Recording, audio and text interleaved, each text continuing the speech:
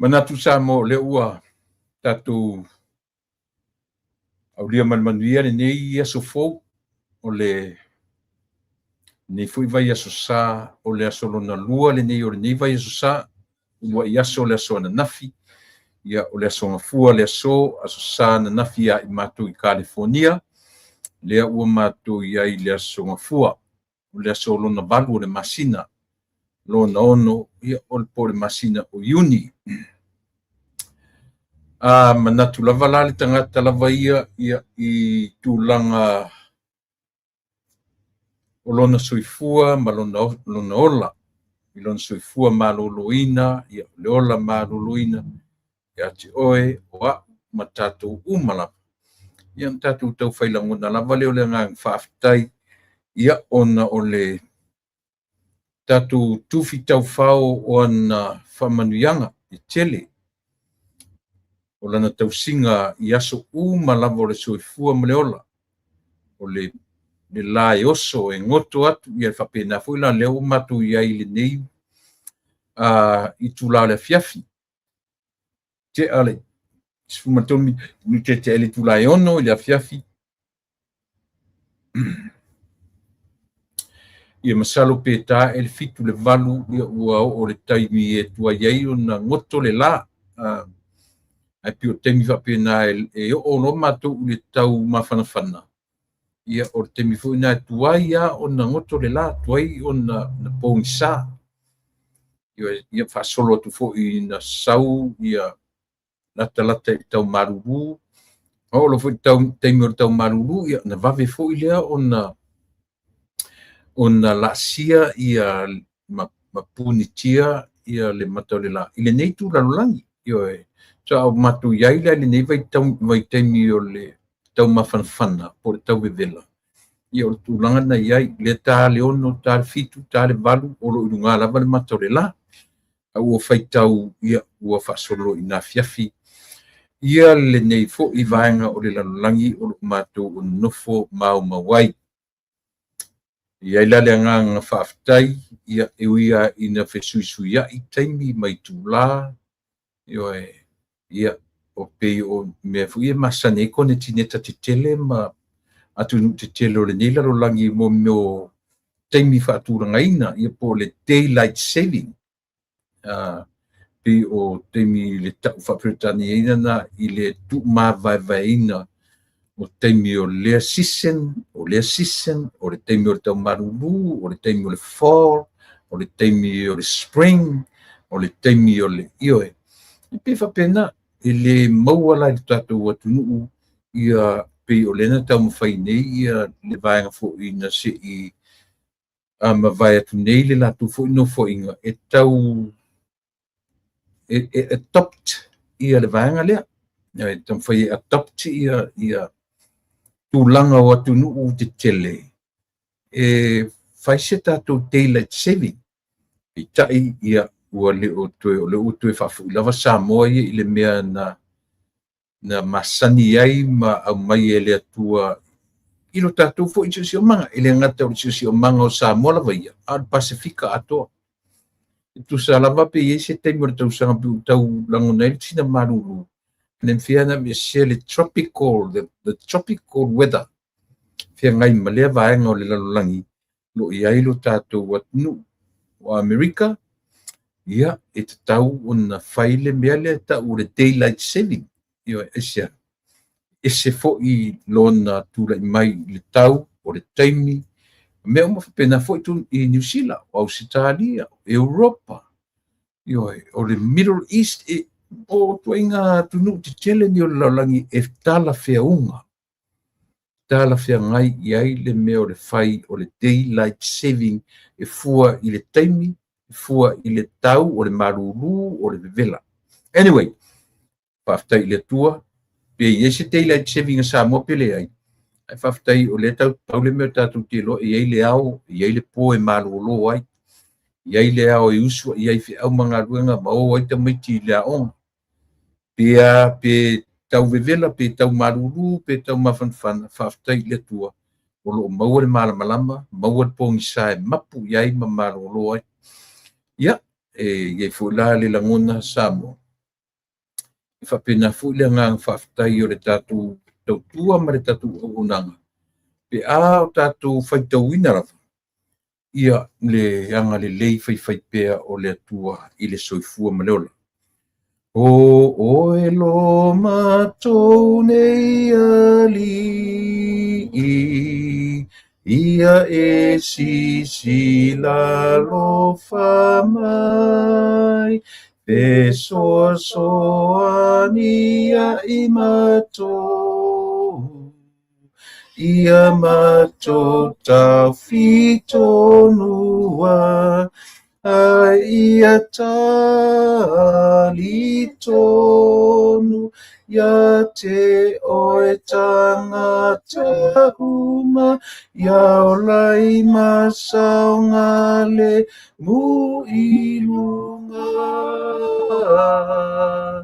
ilo walo fatele lau lava ngā lue ngā nei ia whai ia tūsa ia te oe ia e whaatonu ia i mātou nei ai so mātou e se ia tali tonu ia te oe tanga tau mai au lai masaunga le mu ilunga ilo alo fatele Awina maya te imato Olo wanga mailunga Ia mato faamalo siai E failanga lue ia tali tonu ia te oe tangata umau ngau lai masanga le mu ilunga ilo wano fatele mai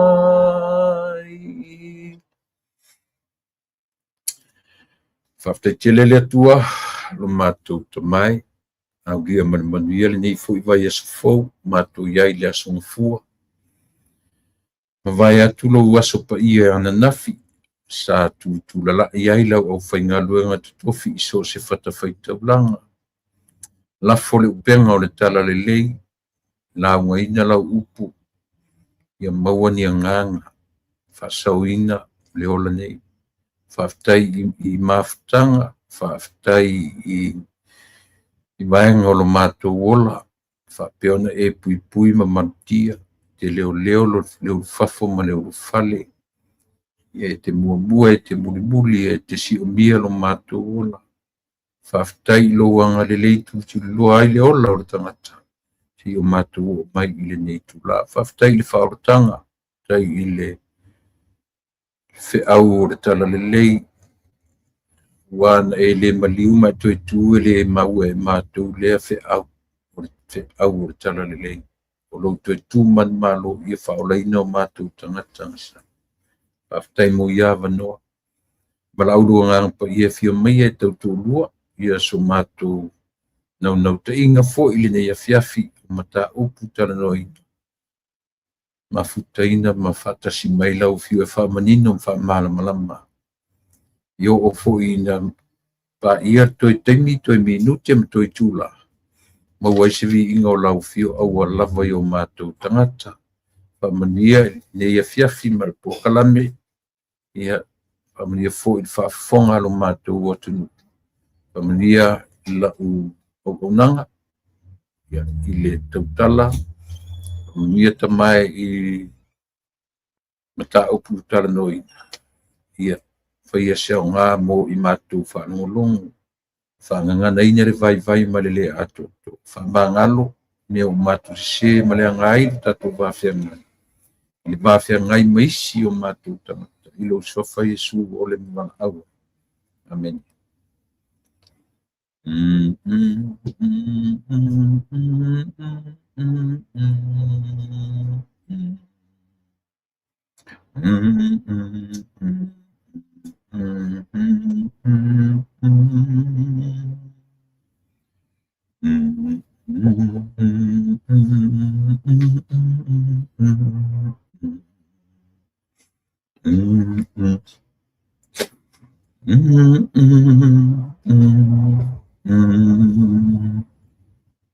Pese se la futuiva le sa ma pese tu nei e amatali ai le tatou tautua ma le tatou nanga fo i nei a fiafi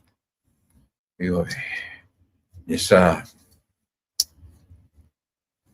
ma pese tu ma le tatou producer ia se i tau whamana iai pe a wasili atu nai loro leo pese tu tasina wa ia au le lava ua ma o le avanoa ia tatou toe fesangisangi iai ma tatou toe fetapa iai i lunga o pe au ngalu le ia lunga o pe ngata whailani i nei foi whainga fau whapea no tatou mau ia wawhi li masani e tatou nei mea masani a tatou le tuainga radio foi le the analog le tuainga analog radio i le mawhai o na o se marusi anga e o i le pou fu le whaatu e tapu e atu ia mo meo ngalu te au ngalu le ia e mawhai o na maua le marusi anga pitai matua e se ale nei vai lalolangi o tatou iai tua e se a ini masani tatou maua ia nei tu inga mea whape nei pitai le lava ua fasino mai e le atua ia nei fai whainga e ala ia i latou o nei atu nu te tele nei waili ili amata mai tutonu o moturaiti tasile me e tatu te loia e a fua mai maunga te tele manuia o lono vinga o mea nei e a fua atu ia tunu te tele e lava mo meo resources e lava mo meo e whaatinoa i le atamai lava masini lava computers e lava mafufaunga to a tele lava o onga e le mwhailana tupu tasile upu e whama o nia ele upu le e a fua mai maunga te tele o lona winga o manuia o atunu light e a fua mai atunu te tele tasile pine whama o le melea e le tau te le whasinoa na o taitai tau te le whasinoa a mea na o lunga au mau o lunga e amata mai lunga au matutule ai tatu te tilo fo ile mea te le ma le mea la titi sea iei ni mea o le lalolangi nei e amata mai islands amata mai islands ia po atu motu ia tu ele e tafe atu ia tu te tele kontinenta e whaamanu iei nai motu raiti tasile me tau titutiro iai mea lea e a fua mai maunga te tele manuia o nu raiti e tasile aia mea waile aia se mea whape mea tau platforms umane na whape na tafe mai le Pasifika i sauti le se mea whape na o le Pasifika ma atu motu o le Pasifika tatu te ai i mea e a fua atu i atu te tele e sa pese se le natala ia le fula e a fua i le pese le no pese atu nei pi whapena ia le mafufonga o le whatu pese o le na pese le pese le na ma usuatu nei o oe lo matu nei ali e whatu mai tutonu o le whenga tuai se tasi o perfecta i lalo o le vanga o minor prophets ia e iaile o vanga fuli le lalo matatu ia Malaki, Sefanaia, Akai, Sakaria, pe fau ina ia le tuatele o latou ta ua minor prophets. So le pese la lena usua tu nei o e lo matou nei ali ia e titi la lo fa mai fe soa ia i matou ia matou tawhi tonu e sau tonu o le tusi. One of the minor prophets named Zechariah. Yoi. Ron tusi fai taura Zechariah tolu. A olona fai upu e on. Sorry. E fa. Tasi marevi e fa.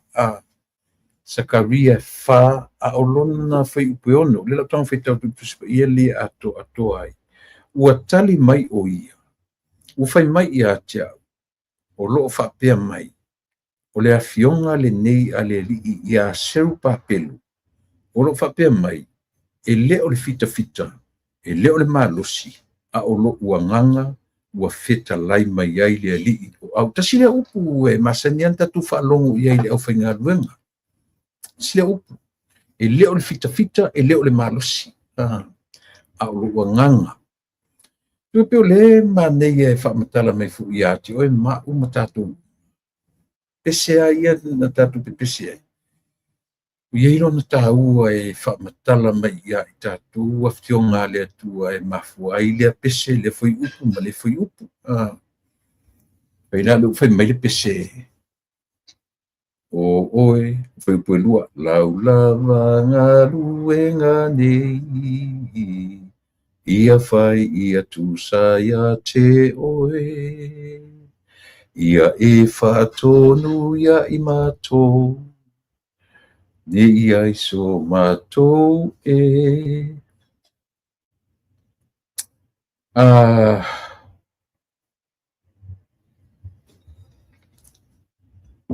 O le tusi pe e mo i tusi medvei timur whenga inga tuai. Pio toi o le tusi e toe tō mānatu ai le nu o le tua ina ua po i le neo le po i le exile, le po i le non fasau, ta whianga. Po i le ni ua toe fausia pāo Jerusalem, pe tai. Ua po i atu pe ua le o tu langa, pe ua le o, le ala i le ufa malosi lea. Ufa malosi e ave i tangata o le nu ina ia tu titia le meo le peu fōringa mai ua ba ai ua struggle tangata i le toe fōi an whamai mai haru toe fōi i toe fausia ma toe ati pā o Jerusalema o le upura lea e wha malosi ai ia le afionga le ringadu nga le tua e whalango i le atua. I le whalango se tangata ilo na malosi malona ilo. E lai mafua le upu le whapea mai. I le foi upu e ono. O le fionga le nei a le li i a seru papelu. O lo whapea mai. E leo le fita, e leo le malosi. A o lo uanganga. Ua feta lai mai ai le li o au. Ioi. O le tuunga la me pa auro. Ma o live e lua. Le utala na le whautala ai ia le tusila sakaria. A le matango fifo le pe o le au o le foitua atoa le mta o puti tau whai e whaamatala atu. I tangata o taita o sel papelu. Ia male au high priest. Ia o tau ia o la tau loa. O le toe fausia o pā o Jerusalema ina o toe foi le nuu. E matau li foi na toe foi ia hele o le nuu aton toe foi ia tangata na ngai i lunga i le vanga foi lea e iai ia le li o King Cyrus Kuresa. I whinai tangata ili i whapentu e foi uma le nuu tu tonu o Jerusalem. I whi tangata na ngā i le tu i matu ina ua la vea i e le rio King Kuresa i le tāwhianga. Pila leo ua na i tangata na toe foi o le whamalosi i le nuu mo le toe fausia o pāo Jerusalem. Whamoe moe se si lona malosi. Awane i whamoe moe se si i lona malosi. A o le anganga o le i o au. E mawhai ai ona tātou whaatinoina. A tu te loa, o seata mānei a tele le nā e tātou te whaava ai i ai i lo tātou atunu i le teimile nei. O le ale ata. O le te leo esenga o tangata na latu ia Samoa. Ia matangata o lo ia Samoa i le vaitau le nei. O tātou porkalame. Pe whina o lau tautua. Ma tu te le o manatu e selu atu. Pe whaati e ti e se vaenga. I se maasalafa. E tutusa o mana tu lai so i fua i Samoa. Ma tātou ia nufu i fafu. Ioe. E sia. Leanga o le tātou tien e whai o tātou nauna watu. Ia tūla i mai Samoa i se tūlanga. E le whape tātou te wa ai i se tūlanga fulele o ai ua sili o ai ua sao. Ai talu ai winga maanga. Ma i la tau na tūla i mai e taita ia le atunu. Ma tau lia foi. O tūpulanga na tātou talavou ma tātou witi mai ai. Whaato tau a watu alo tan langona i nei mea. Ina ua ta i loa ta whasolo ina ua luasfulu. Whasolo i tau, e moi foi ale luasfulu tau sanga. Ile i ano tele lo ta mawhau petai. Ina ua whasolo solo ele lua lima tau sfulu o tau sanga. Wa matana tula i maile tu ai ngā mele o le ua whaia e langona ma manatu o tangata i le mea o se taitai. Ua na tau ma whaia pu lea whaamalosi le atu. Pei o inana a matai loa o na suia le lalolangi o Samoa. Ioe. Ai le whapela e whai atu lau porkalame. Ia lau tala noa ia tia uma lau porkalame. I le whapea lau tala noa tu e taea uma isi ma porkalame. Wa, lau wa male mafua anga na sui ai lau wa ai i a Samoa. Ona e tau influencer tu fo i lau wa ai ma lau. I le nei atu no o te nofo ai. Ina ua ta sau o ta wa ai Democrat. Republican, Democrat, Republican. Pe fe la fo ia fa pe. Yo, a o fo ila no o le temi o campaigns ma me vai temi fai e mo me o debates. Ia pe o vaenga o mai e se fa tu pulamona. Ia wa o la debates. Ele faia ele o faia la ro tatu tu le demokrasi le tatu no. To te sila fi fo America fo la no demokrasi. E ese fo le democracy ale nei fo itu no. Samoa po la fo to nga demokrasi. E ese fo i le ai fa demokrasi le tatu atu no. E tu iai e pe no fo Samoa. Ma momono iai la na tu mananga i fanu. Ina ia mix iai ia e po le ala vala le fe me le la to democracy le palangi. Ele ai o filongia i le ai fo i ma le ai fa Samoa e fa o popo i ai na tu mananga i fanua o le fa aloalo ma le lofa e tu te tonu ona tatu fa mai lola ile o le sa o le democracy i meta o demokrasi ai sila file ai fo ile tunu o America e ese fo ia le fa tinoina o lana demokrasi to e fua lale meta o democracy i le mea, i le si o manga e te olai, ma lea tunu. Ioe, ma lea tunu, Male ele fa pe e la tu mai fua uma tua il fa Britania me ele ai ele fa pe watu le e o fo ia ile tu nu la tu tu manga fa democracy la tu te accept the fact le e te tau fo na ise input o le si o manga ma le sui fuanga ma le o langa o tangata Samoa ile democracy o umana watu watu tonu o le o tu fa Britania po le alava io ele mfaina tatou tu ufauina le demokrasi na o me fa papalangi atu e fai ele e mafai fo tatou fina wina tatou fo tu manga fa Samoa i to tonu peitai o ina peina na upliftai Samoa ina wale ngatala wale ngata uwa ai tangata Samoa i tūlanga o le democracy na watu e fa Britania. Alu atu ai male whakirisiano. Alu atu whakirisiano o le democracy, alu atu minko o whaatasi male tū malanga i whanua wha Samoa. Na pera an tau tarwhianga ia, tau matangofia mo ia e pe e whaingofie o na fui. Pe whaingofie o na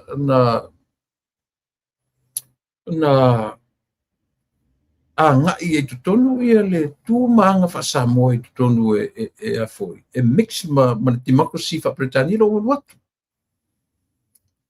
Ai tu te lola le mea ina ua na tsuia e lore wha aia Samoa. Ina ua luatu lo malesi wa ainga piwa fui tolu ai tutonu. E tasi le ngā mea na matua i te ia le demokrasi o le communism. Tu maanga wha komunisi. Tatu wa aila ia. E tasi arta ita ina luatu i tutonu tu ainga tu le maleanga. O ai. Ia o le susunga ia tu le epa sa hele. Pe o ina turn ai loa le atunu o Samoa. Ma mata loa on tatu ai i le suinga tele o e Samoa. E a fua i le mele. Sa watu ale ke un kalasi e Samoa. Tu fatasi mare tu malanga i whanu. Al watu mar whakirisiano. Latu demokrasi al watu malana constitution. Fatu le whaavai o Samoa. Blend in i ai male a foi. Male whakirisiano. Lea lai mwhain na mai tātou watunu. Tātou te tū leia mai le tolu lea. O lea le tolu. Christianity. Culture. And the law. Tula fono. O le tolu na e o whatasi. Tula fono anga nuu malea. Mai whakirisiano. Ioi. So o mea la ia o le whaavai mausari leo Samoa. O le whaavai maututu leo Samoa. E ese marita whatoru le pale mene ka peneta whamisinonga. Pe o mea na ia la tuti. O le toru lena uta ua tua Samoa. O le toru lea. Ina ua tau nuu atu papalangi i le atunu. Mua anga nuu malanga i whanua. That's the original Samoa. Anga nuu anga i whanua. O anga tū mananga. O mea na whanau mai ma Samoa. Mea ia.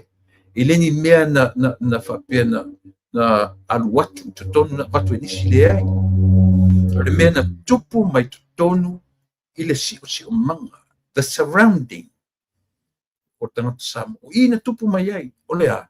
O langa tū o la naanga whanua. Ili awatua i sisi mea.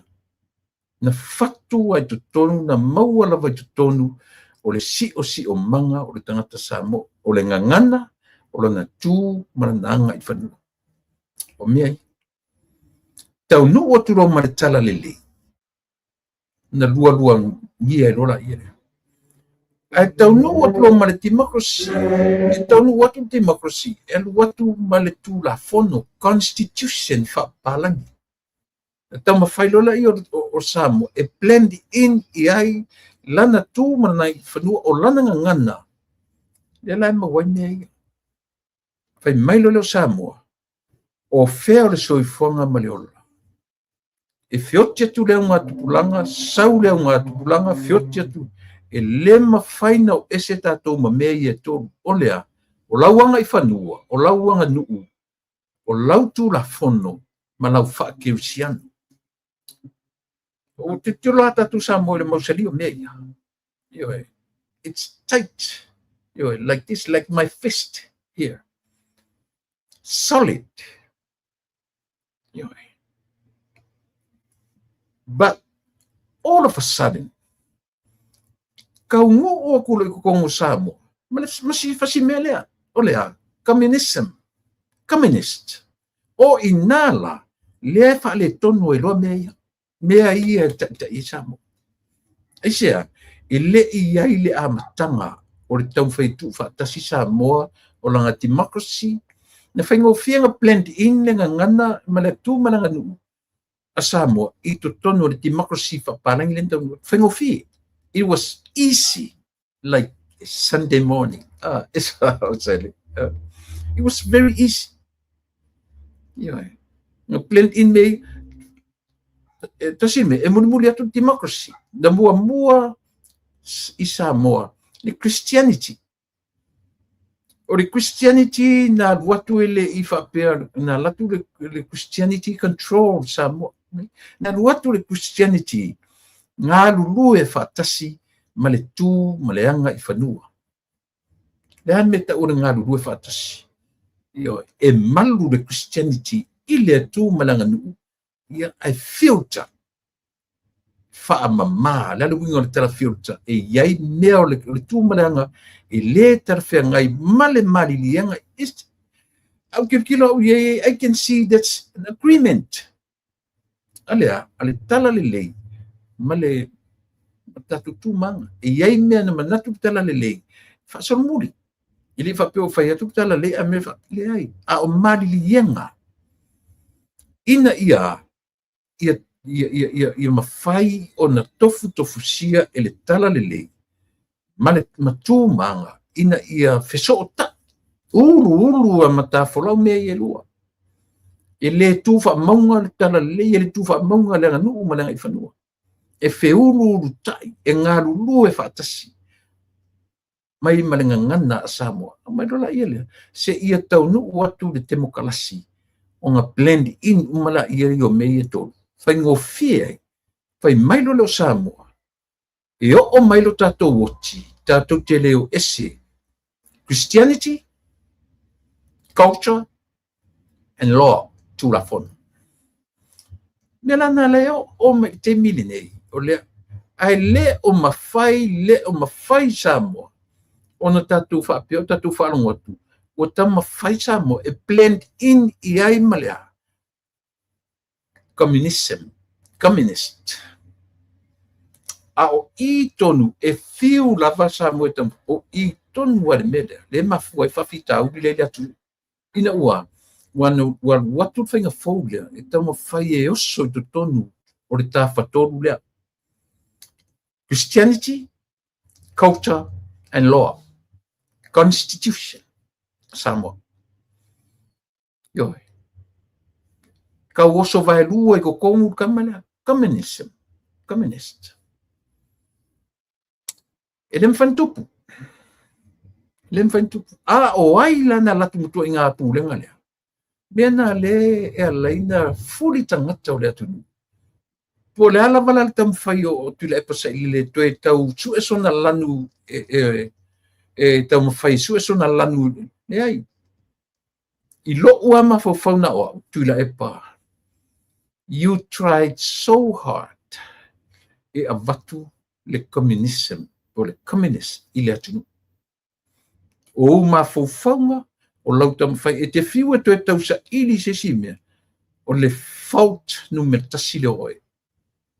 Ina ua e tau mawhai e blend in i ala ua lau komunisi i tu tonu lau Christianity o lau culture lau law, lau constitution o lau tūlafonu.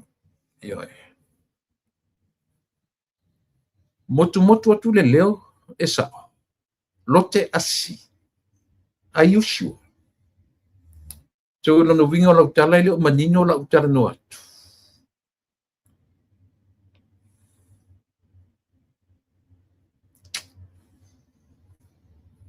E sao si toe whaluina me se si, e sao lote asi le me lote e motu ele o manino atu lau tala no atu. Si le pala wa utu inga mea ia.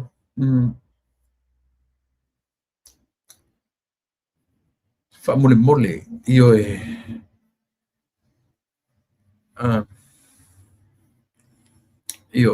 si a e loa e le o ai whamule mole, sila ane i lau device, ia po au devices o lo whaunga, langa e pala ia, e pala, it bothers me.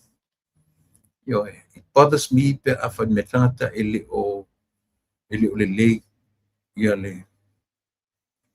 So na winga la leo le tala Samoa, le tātou te whai mai, ole aunga o meni, ole mea o le mata o le, te pia o le mea o le maisua, te lore meta o le maisua fole na masani tātou yaso ia e, le mpese mai sila ilangi, tātou o mai, peo seasa toi vai ni vai te pin tātou o mai tātou, le tupu le no foi, e tupu se vaenga o le tino. O le mai lane na, se ilonga e ave esele me tau le atilo. O le atilo ia pei se fatu. It's more like a seed. E na te amateina. O le atilo lane na, se ilonga e ave ese matonu le mai lea. Fatu a pa mamaui mamanuia le ma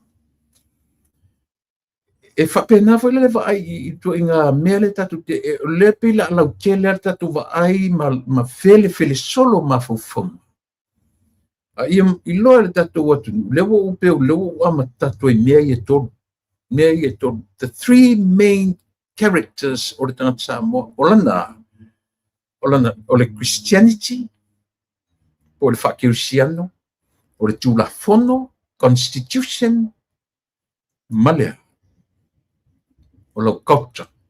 Your culture, including your language. O mea la i e tolu Samoa.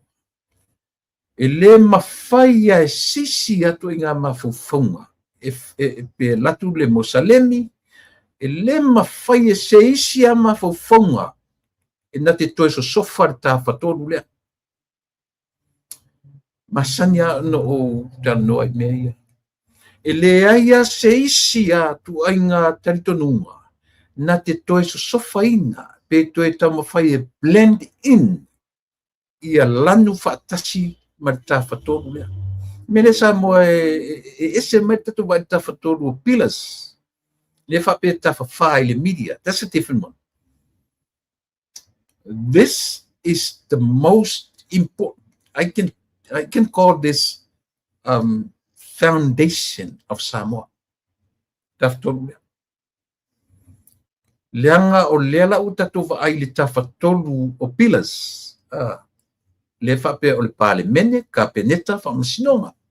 Le ua luatu le media blend in ia le utatu faita wina el pila lona fa. E manino mele utitanu atu. Ele lei na fa manino mea ia. Mo le malamalanga. Wharangono fo isi yo na latu manino den mele tam fai toi. Wale o toi ta fatolu pillars. Le ua blend in ia lea. Le media. Le ua ta fai. It's no longer ta fatolu. Aisia. Ang wado fai tawina le media. Am I right? Pei tai le tawhatolu le foundation mau tutu o Samoa. Christianity, Constitution, the law, and your culture, including your language. Ele ai maseisi lava mea na te toe so sofa ina le tawhatolu mea. Au ila le mafuaina vesi Samoa, even this second, even this time, even this moment. Aisia, ua tau mawhai le communism e so sofa le tāwhatoru lea.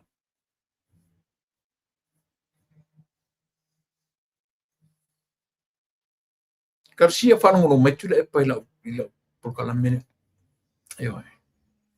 Karsia whanongono iai. Male to a tele o le tātua. O aisi me e whele nei. O le ki a toa le sa mou utara noa to te mine. Eo ai. Na tau mawhai a o ai na tau mawhai e vatur communism e blend in i le tāwhatoru lea. To filau? No. Ba ai? No. Tupua? Le ai. Tupua tama sese le lofi le wha? Le ai fo. Fia me? Le uruai parimia? Ia po fia me le sata mai tai. O sesi o la tau ia. Le ai. Le ai sesi o la tau ia. Tasia le tangata. Tasia. Ia ai. O ai le tangata na tau whai malosi e blend in le mele. Tuila e pasai le. Le afuanga le na lai na fuli lo tangata. Ia ai. Le afuanga le na fuli le totele. O mawhauwhaunga o le toi ina le. Ua pisi-pisia lona mawhauwhaunga eisia. I lona manatu e mānaia le mea tau e whakominisi.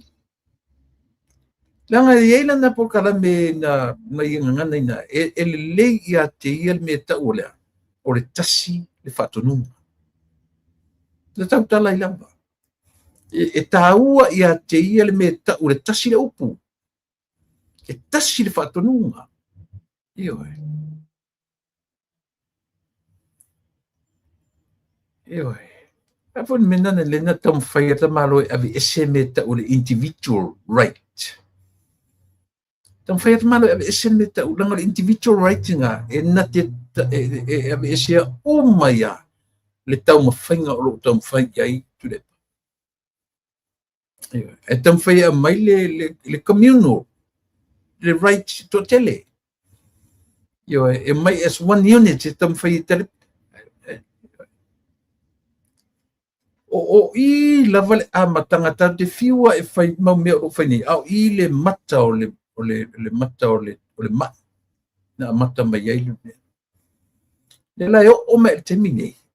Ua tele mea whele I ai manatu ma mawhauwhau. Au I le akilo le I o lea. O mawhauwhau nga whaako me ngisi o po inga le ngala masamai. Ua sau mai ia. Vai mai ia sailele. O le wha o mala le mea. Ua mate ia le to tele o Samoa. Lona tau mawhai e au mai le whainga whaako menisi e rana I whape na Samoa. Eo. E leo se meleanga la mele e te whetwai. Se meleanga. It is a wake-up call. It is. It is a wake-up call for all Samoans. Eo. Saurola ia le male. So. Si onu sa ima ya si so va ia tu la ya no chianga kusi ngeu le lopo fa mon mo on sami.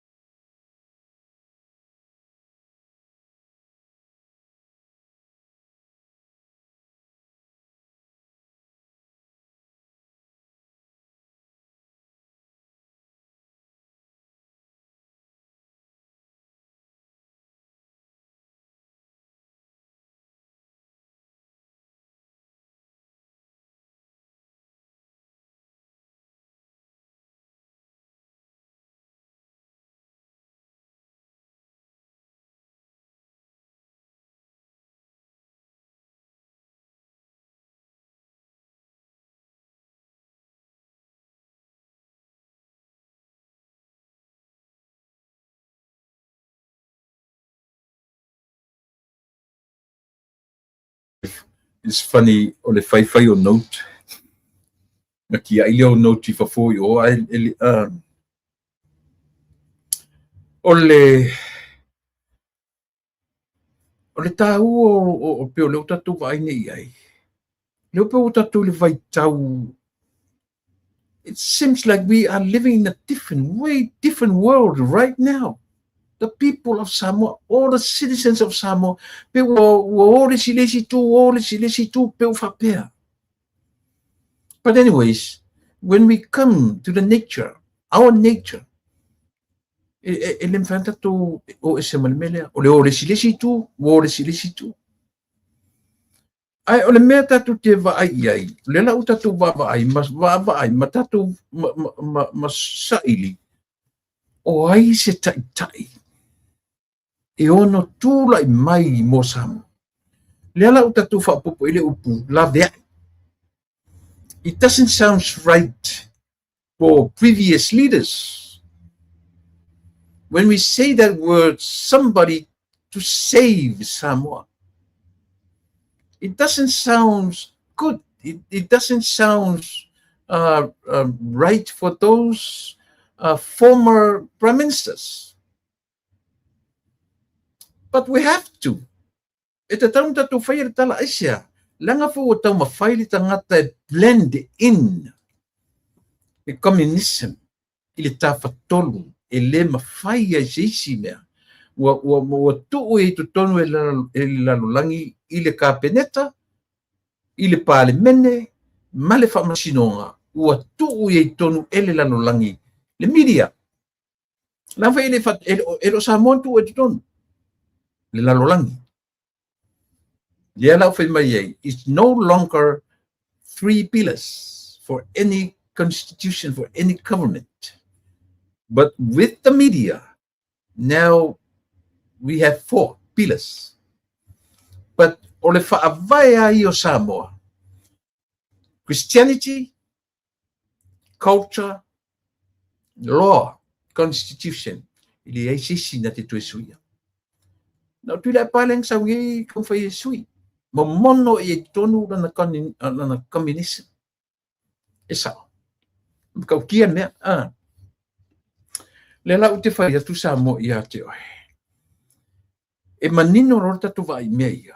Tatu vai rola ia le lau te lenga. Se I longa e totally removed tui la EPA and his HRPP ma tu ainga mentality. Kwa koe foi lo Samoa I lona whaingofie na tino me peina I le amtanga. Kei longa I mawhainga makua ave ese le akilo lea. O lea le akilo. O kui la EPA sa I lele maona mawhawhoma I loa uma o whaia ina. Paalua. Hei le mawhaina tu ua le tau whaasese ma le tau whaaleanga. Lo wenga na tala. Tau te whiu ase longa unless Samoa can do something so they can totally remove tui la EPA sa ilele. Matangata o loo iai pisi-pisia mawhawhau. Ito inga langona, ito inga mawhawhau ia. O lea. Pule tutu. Lang fu il communism e whapena. Communist. Whapena la tu lifestyle. Tau te whiu ala whapetam whai maa tui la EPA ma no ngai makua ame ese moku aku lepa. Ame ese moku ka pe moku kikinga ko nga mafofonga I ka fa komunisi. Na ele se sera utala le fa tu Samoa ia te uto. Le ngai sia, mai lo fa inga fa fia. Makua ko I lalo popo I ko I lalo ele mfai sisia ka kan ko I lalo ngo ia. Ko lalo popo. Ala me le fa le kama fa ia monga mai. E monga mai ale ngutu. Aisia, po winga fa komunisi. Iwe, ele fa pena ni moni winga fa kensiano. Ele fa pena winga o lautu malawanga I whanua malawanga ngana fa Samoa.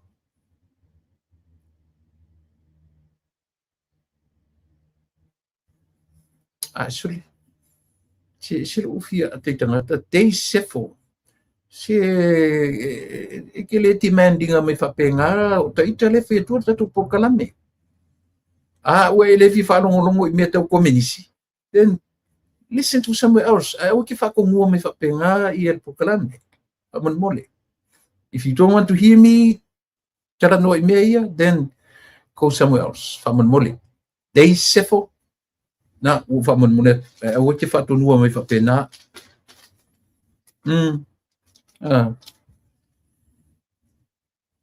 Le uti lore te mi fufu atwai tatu tala ma tatu. Na Samoa pauan na e mea uti manatua uia ole matua I tape lava malea. Ole TV ale vanga lea. Ko I tape ua ito yang nunga ko inga mafofonga fa komisia. Iyo mea ia ua leanga I mafofonga ole atu.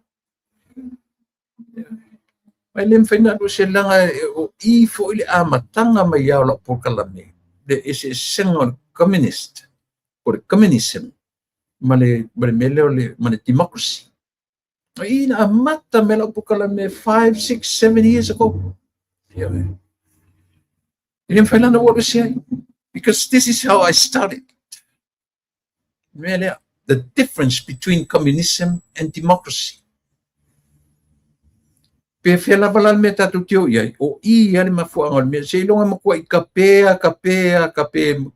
mokua na dubinga lo tala tape fai se fainga matua ave ese atu le epa malana hita pipi le se melanga to sui se hita sui members sui le leadership o mai mani mafufunga fo o mai fa mafufunga ka ko finau fa demokrasi fa keusiano fa aleanga nu fa langa finu langa o tatu democracy na elem fainga ko finga wa ko democracy ai so ku le pa malanga fa kem kalasi fa pule me fa pe e lafi mai tu mai fi wa ku le pa I sa lele e lafi de mele lai mala male ya de mele ta no toi tatu po kalame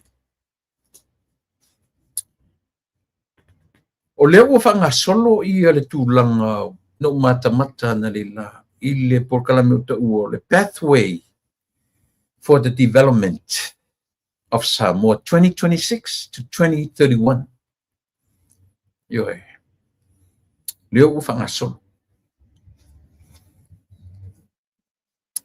O le tau I lau whanongo, por whape o leo whailoata yala, mo le lumana I manuia o Samoa. Le tau ia tia o por kalame lea. Aua ne I tātou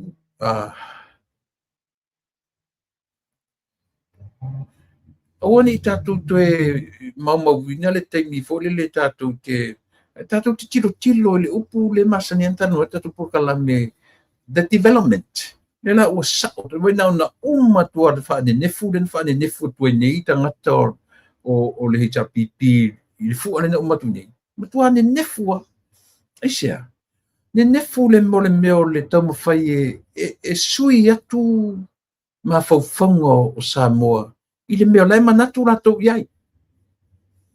Tau mawhai e avatu ia tō sina atu ma faufongo o le majority o Samoa. I mea lai manatu rato iai. Mena rena ufatu na tua ne nefu e tangata nei sisi ngā fua na umatu nei. Ti ngana wa I atu le si itianga o mea. I le whelanu o le matangofi ai o mai e sa ili ni o pu e whaaleanga I tau mawhainga le maru o winga whakomisi winga na le mana na o e sao o le pitora ai se mato ai tina lavanga vai mai ua lango matia la whangaina tuia le upu palangi o le maturity ua lango le maturity por kalame le atu. Ala lava e sau ale meole. O to te tonu ra o to samu. E le malo lo por kalame. Ole tele ole la tu tau falean. O telefona ole o se tangata. Ole por kalame le ta yala. Mo le lumana I manui o samu. E vivesi ale le chapipi tu le prosa le malana vaanga faleanga ia por ai sau al por kalame atiai o le atinai por kalame atia po ole atina ole lenga le na ole melo tatu tu sai e faaleanga atu ilato ai kanta mai le malo ile atina tu sila tatu sa mo e faaleanga atu e tu le pasai le malana vaenga ia le whainga malo ai kanta mai le whainga malo more development develop atia pawana lupu e fia titilo i tatu o sia tatu la vanio keep going forward pe whaaleanga mai keep going forward keep moving forward ele mai mo tatu te mi e tau titilo i mea i o fai e pea lato ua taua foʻi na uma tatu fautuaga e matu iai so ia ko kau faaleanga e pau ale mea ole pokalame na watu nei na amatana nafi na ua atu ai na taʻitaʻi mai ai le CEO ole tala tupe o le mea tautupe o le finance o le so no vai atu tu le mele o fiu ila pathway for the development of Samoa 2026 to 2031, which is very, very nice, powerful. Pawana me whaitu inga tangata nei. Ioi, a fuli me tau whaleanga, fuli e lau atu le atina e ina o Samoa. Pawana me kauntai tu inga tangata nei. Ioi, mai o sa ilele lava ia male hei ta pipi, ua uma tu inga, mai whai aruru alana whai mai ua uma na whautuanga. Atu ai pe o muri pe ia uma no fatu fo ia mo tangata e negative na mafau that's communist ua uma na mafau ale na tautala ia fa mai ia na failan tamale o le ileo ua uma fo fi fotua o fiu fo fotua va tuai langa isia o le tele o ana fautuanga tau whaaleanga. O le tele foi na leo ese mai ei o tangata. Moni ana tala le whai atu. O le tele o lau fautua tau whaaleanga tu la epa. O le tele foi na ia umatu nei le fuore na umatu nei. Oka ni fale capacity te fia hawhi tangata. Na matua le ofia. Te o toi saua i le mele. O lena ua mo meo tusi na fe avea i nei tusi o mo meo. Leo whape o tusi o tau mawhai fono whaavai.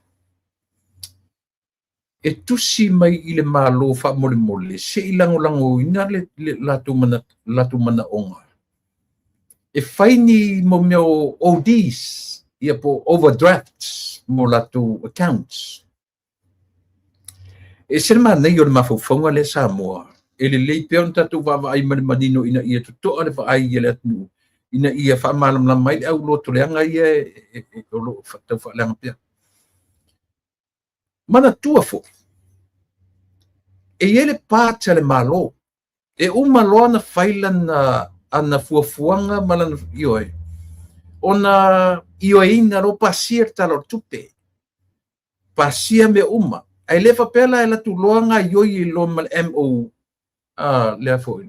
le MOF por MOF Ministry of Finance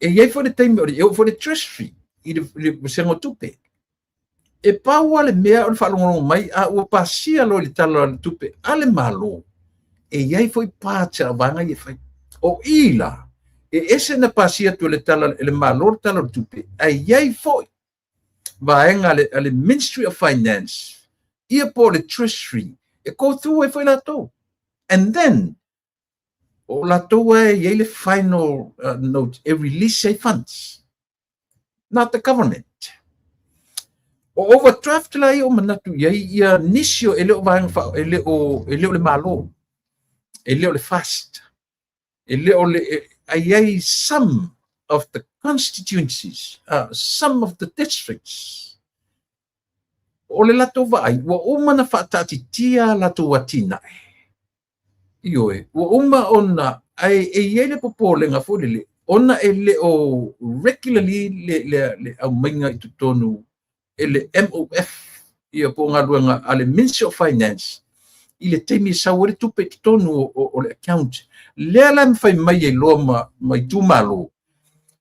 That would be nice as saini se matu overdraft ina ia te kalangolo le meta le meta o le overdraft protection to protect ina ia e tau ka vai e tau tu wele meta o le overdrawn awai e overdrawn e le overdraft o le overdraft la nga ke manam la ka ko mai ko fu bank account ia bank sa matu nei la tu te alawina ia overdraft mole tam fai ia one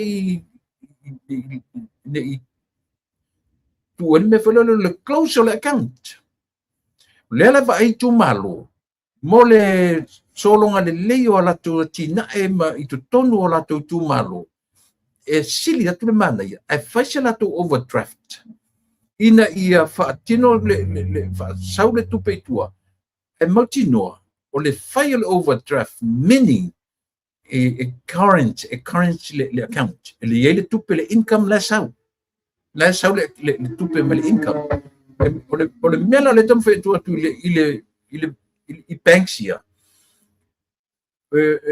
tele matutina e faatino ai mole faatino ina ele mafo le latu o mingo le tupe tonu ia le faatiatenga ia I matu na le I fetau le temi tau sau le tupe tonu a le o matu ave se tupe fafo e pe o le mafuanga le na e tiro ia e le o se vaenga la malo a o tu malo la foi vai o tu malo foi o itanga o ina I me tau banking pa me tau fa pena. It's all about puipuinga protection. Io mena alina tatu va ai le meta o le overdraft protection. E alana e o foi atau e foi ten me le overdraft I la foi account. Io langa foi o le tara nota tu martemi o tatu pili. Ia me se foi la pila o le tiole o le io tele io maupili o mo por kalame fa ngaia. Io ka ke ia lo ka kango kunga o kongu se me o saule le ka ke le to tau ala le fai o le overdraft ia pui ai account mo wai o la sa o I tu malo e sili atu le iai o le overdraft ngai lo le overdrawn o le account io ele se meleanga la mai le la uta tulo ele se me initiate le malo a le war tau fai langa tala fa tupu e lunga o social media ma fai mai ua tusi le malo ia tusi nei le ai o por kalame mai iva le fa lau tau tino le malo le separate time ia le e fufuanga le malo mai vaenga mai awani fa se ina tatu I tusi ni fe ave ai le o tau tino le malo tu ai tongi ai fa fo le malo tusi le o fa pe me le malo se tusi ngai o fai o tau lola tatu sa mo I le mea le o tupu nei lu tatu watu le mea le o tupu nei tatu watu mafia le me tau le tau faleanga e leo kau kingo o ai la kau ke karikongu le malo pe kau ke karikongu ka ngaka yo banksia commercial banks nge o ai te tonu I tatu le o fa manino le malo se isini o lava tupe le malo o tusi fo ia na abi tu tonu banks nei commercial banks po wa lava banks ia ele fai ele tusi le malo ia pau le me o le fa manino le malo me sa loto le me patino le me sa lotonga na ale fona fa vai e tu malo au to manatu le na pau le me na manatu e fona fa vai ile malo pela tu te langlanguina ele malo le taua o le fai oni alato ia latu oldies ona o le vaainga na anisio I tu malo ia e faisi tua ia tu ole MOF o le Ministry of Finance ile allocate ko kupe ko kongo le account ia alu fakingo ia so ele se meleanga mo a o marta tu por kalame o to ia fa le ina le fainga malo le o ta tino le malo se ia me tu te faia lava matutoe le tupe ale malo e fa tino aila na tina ale wa tu fa solo le anga ia tu se vai i vai so fo ma anga ia tu fa tino ma ta watu ile tu nu au fa poleina le tu nu itala se o lo fe ave wole se tupe lava matutoe tupe ale malo e fai aila na fa soa ia le la ma o yuni le masino le yuni o mai le se lau varus furu miliona se lau varus wafe o le 5 miliona o le ua ino fo inga al fast uma le masina le o yuni sa moa o le mesili o na tau ua faale au ngā ina uma lava tau faaleanga atu ila epa ma le HRPP na fai i le 5 miliona mua le ua tisav uma tau faaleanga na fai ioe aisia o le tau faaleanga na fai mai e le mvai na tupu se me whapea le mvai na tupu o fea tau teo mai ma tupe fai ele mele o fea ini tupe fa umai le uma atu te lo o tori mele tai nane fo e tasi se miliona e maua li tu maru mo ia lau tala le fai atu tai nane fo e tasi se miliona out of the 5 million that they offer the nation mo a ia wa lava matutoe ale almele o tupu samu le o tatu vai a le ua tau lau o fa moe io Tio foto le mama. Tio fo le mama o tu le epasai lele malana mana. Io. Kuia. Tu ia le merta o le loto le anga mal elele. Ia le la amatan masino yoni. Iu lai e fiti ai lea le 2 miliona.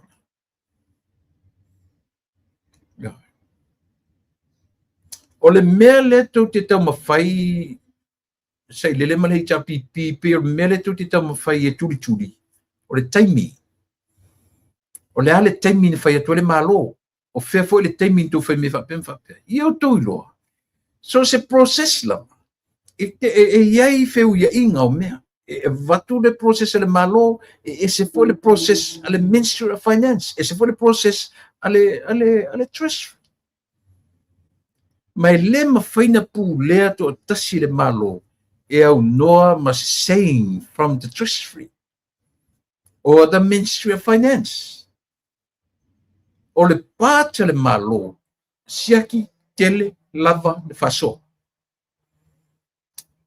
o le pāta le malo tau tino i le atunu o le mele la whapea o le taimi o le tupe tono le o le mele na tau ale MOF ia po le Treasury po le official tupe o le atunu e tau sao pese ioe so ai le mawhaina okay atu lai ro le atu le palanga foi sa sifi foi papastui i mele ioe tu le pasa ioe mele lai mala le processo ne me uma ioe e le mawhaina fai atu le malo ma fai atu le malo i se mea ai le ron malo i le se tupe a wai mawhaina fai atu le malo ai kami mai le MOF kami mai i le Treasury au atu te whaia ni me whapena i le atunu e le se kupe o iai e le mwhain kupu e le mawhai fo ina fola mai e le malo po o a forecast o a mo me o mawhauwhaunga o moe mitinga o me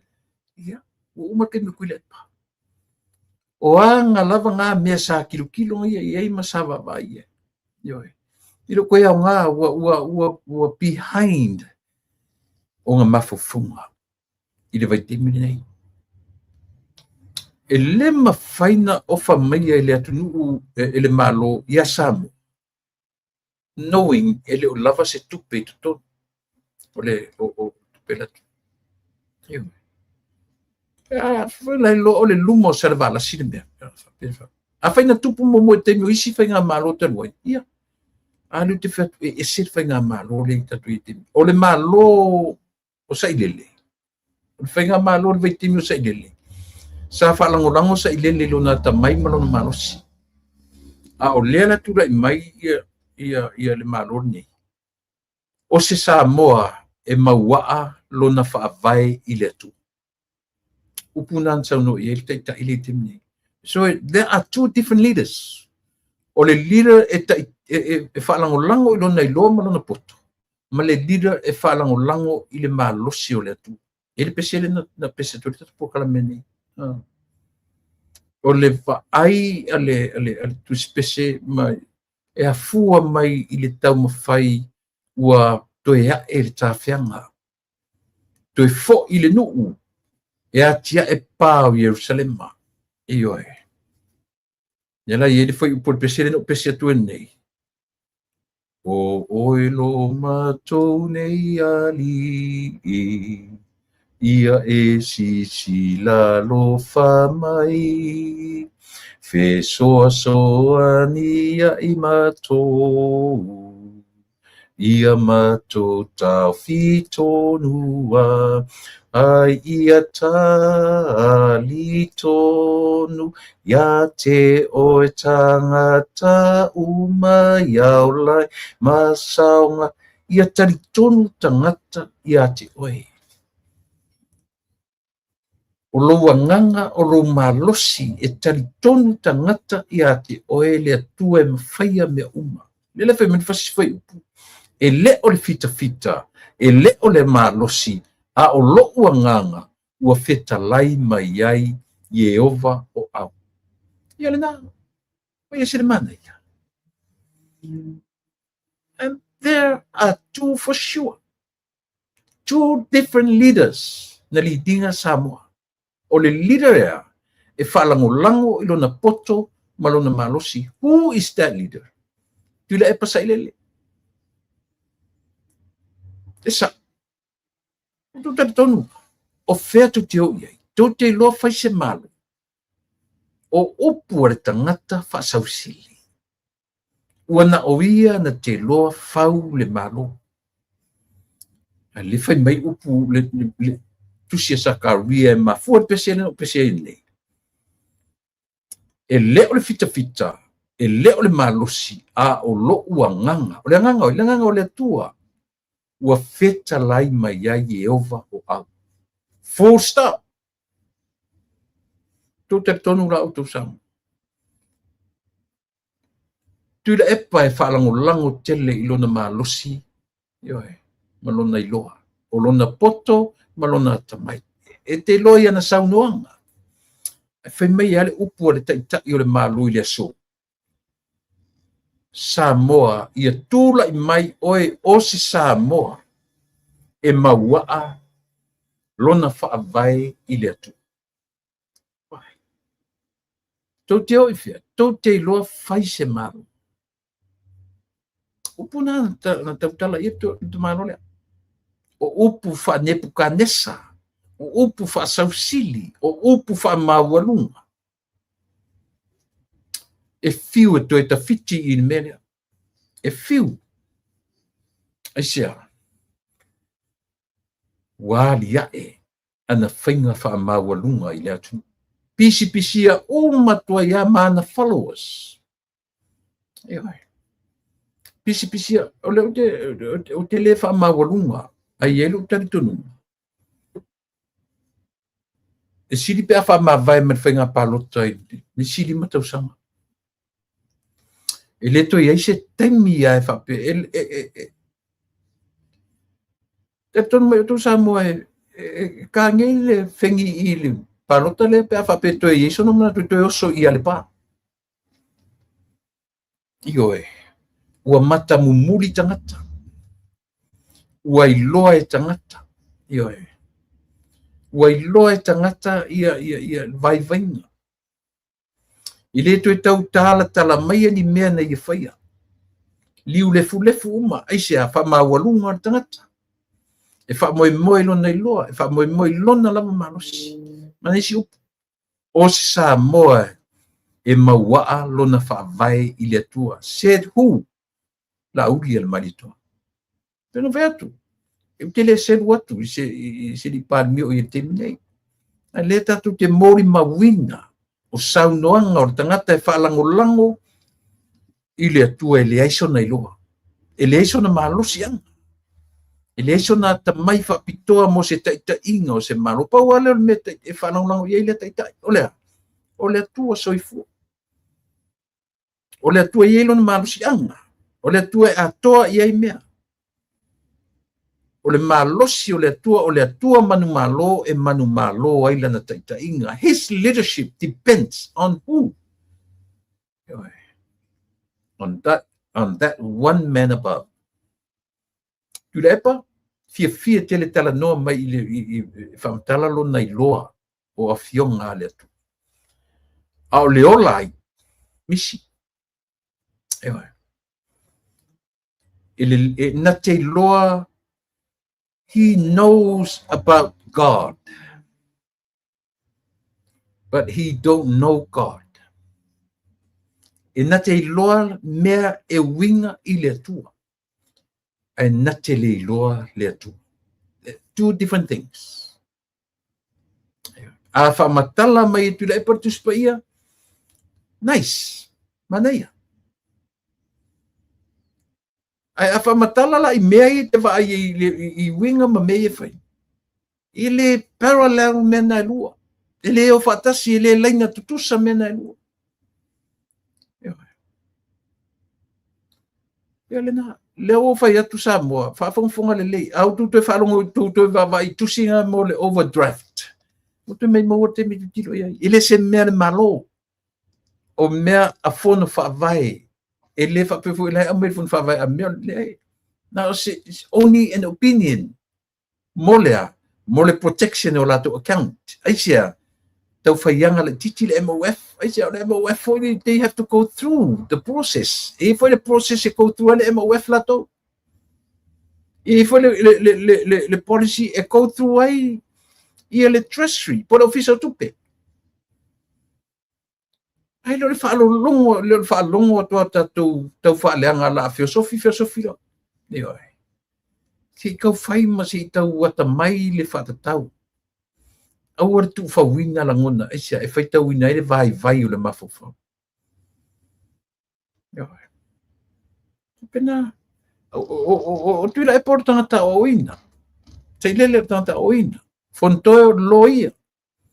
O limoni o tangata tele la tu whailonga. Tele ona whailonga le whai me tele ona whailonga. So ene tangata la whatawa. Ai ua sai tia i meo leola wha mawarurunga. O lo sai tia i le meta o leola fau leanga. Aisia, these are the only weapons they have. Toi pau ai o mea tau ia whianga im tangata nei. O lea. O le whaatino o latu whautuanga i whainga tau whaleanga. Tau whaasese. Tau whi whaasese le whaalongo a le atunu. Umatu le fua le na umatu nei. Na o mea tau whaaleanga lava na whai. O ta alolo. Piu whai ma mea ula ta alolo. O tupe o lo manatu sa i lele ma latu leitio. Latu te whaongai nei le upu o le afu sisina o le atunu. Tolu se furu afe mai le tumalo, mai le fono whawai. Ele o separate mai tangata whainga luanga le malo, mai ala tu fono whawai. Le ai. Same people, le awala fonga, the same people, o lo whaatino ina mea ie whai mo le atunu. Same people. Same people. O tangata fo i o lo tu malo, te mini fo ina le malo Samoa. Taxpayer. Just like everybody else.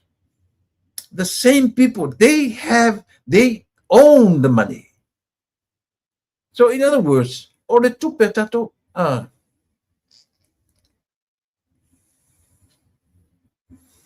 ai aua tatu te mai pe o to o mai tam fai separate tangata ana tupe le au taxpayer ma tangata o fai fai unga le tu le the same people all taxpayers aua fa seina aua fa valeina fa longo tangata ioi aua o tangata o lo fai fai unga o mea nei o tangata o lo sau fa fai to tonu o fono fa vai. They are all taxpayer. Le atu te mai fa vale ai fa longo le atu nu. O le ko kom fa separate mai tangata o le malo.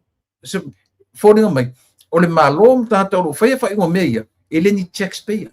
Wai le angor to me o fa. Me ngo fa ko e fa si mamao le va ai er tatu por kalame. Awa tu te fa se ina fa longo le langi. Awa tu te fa se ina fa longo le atu. O tangata o lo fai fai unga mole manui o Samoa. They are taxpayer as well. Ele angala kau kakala o isi ka kou ia. Ai lengi taxpayer. Le taxpayer le tunu rai tino fuai. Le, tofu pena. Ai tam fai tala te isi le mafaufau. A fai o leo fai le fai unga. O le fai unga. O le fai unga ale fai ngā malo. I fono fa vai. O tupe uma a tātou. Aisia, senanga fai alo fatu. Ele fa pe a fai atu na mai lea o tangata le savai. E mai fele lei fua mai pe mai fua i va. Le ai. O tā penanga o mea uma, it's all about money. O pasese e o mai ai no. Io, pasese o pasi, o pasese o va. O uta fela uai. O talo, o mea, o pua, o mea uma, o mea fatino ai. Ele fai fua mene. So, I laura te tiro mo tau fai whaawasenga, that 30,000, it's not enough. Yo, sa tau tu nunga pe fast food limas fuafe, ale fon whaawai. E ta pena umai, leo mai le whengasoro inga lea, ma se I whaatino le ta alolo ale atu. Ia lea lau tatu whai, le na maua so teimi ma se tasi o minsta whamoimoina, io e mawaila, ia lo manino le lei. O le forecast te ane malo mga luenga whaatino. E le e sere malo. The 25th of May, lena umatu nei, na whai ei le whenga inga le malo. Male kone karate na whaia le whale lena umusa nei. Peitai. O ti munga te tele I le atunu na drag mai ei le ngā luenga a night funga malato. Ngā kauti leile kiki ei ngā luenga. O atu lo male malo, o le deadline na tu umaile, o le so luas fulima mei. E o atu luas fulima mei, ele uma. Ele to loa ngā luenga le malo. Uma na tapena na talolo, uma na tapena le aso e umusai. Io, fai mai lo male malo. Okay, if that is the case, la umusai le fale. A musafa pena a wi era to fa o nga lu ngate milei a uma na musa a uma ma tino le tu mai ki o fa me uma o manino o se lau pasene terminei o le iva fitu le iva valu pasene nga lu nga uma e talu ai por kalame le malo e le muli le malo I le kone karate na faia nga lu nga Australia na faia le malo o le asolea le sole umai tatu kalame 25th e ve ese mana yo le meu malama a fa manino le lem fa malama fa mai lo le kon kalate I okay ka ko wo le mena sa to la tu sa pe matu te fa mtalatu no foi o le I'm a construction worker lo background tau fenga benga inei o le taimi a senyele por kalame ele la sia lo penolais e kontalate le la fa tu le malo o le fu lima tato dead end le sa mun muri tato Ai o le taptaluai o timunga o tau Samoa na tele ina le mfengfeng ngaluanga. Yo o le 25th of May, le umatu nei. Ele umar ngaluanga fetlo man malo, okay, stop. Whaawau ngaluanga malo, ele fuaina le ngaluanga malo, ili kon kalate faufale. No. Kaufi uma por kalam le fua, uma na musa, and then you carry on, finish it off. Uma ngaluanga mai kir fare mai in another 2 weeks or another week. Pole alava umi. Ele to yesi si musanga to faya. Full stop. Manino. Very clear. Ele to yesi si musanga to faya. Be o tala yo fe ave ifo tu le pa malana. Ole. E to musa foi la pe. To fai foi ni sikalo. Ai lo le ia tangata. Ele ko in kalo lo ko faya. O mea yo kalo. Le ala o kilo e sao. To the EPA have no idea what this Talolo is all about. Le mamlamai. Ile mamlamai fonto ile mamlamai. Cerca uo ye mea. Esse ele tau. Yo. Esse ele tau.